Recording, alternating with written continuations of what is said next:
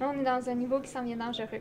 Je l'écoute encore plus fort. Vous êtes autour de 95, donc c'est sûr, 95 dB, donc c'est sûr qu'on excède quand même beaucoup. 53 % des jeunes écoutent eux aussi leur musique à un niveau jugé dangereux.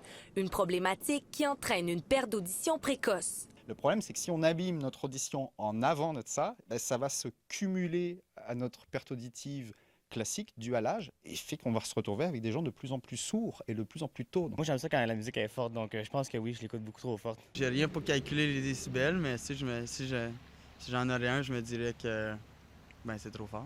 Je sais que je devrais sûrement mettre moins fort. Plus tard, t'as peur de perdre l'audition aussi ou c'est pas quelque chose que tu crains pour le moment? Pour le moment, je m'inquiète pas, là. T'en profites. Ouais, c'est ça.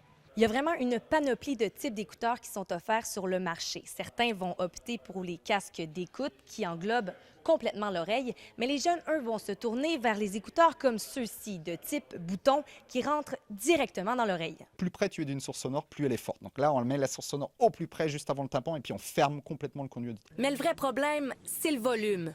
On conseille de respecter la règle du 60-60, soit d'écouter sa musique à 60 % du volume de son appareil pendant 60 minutes. Après, on prend une pause.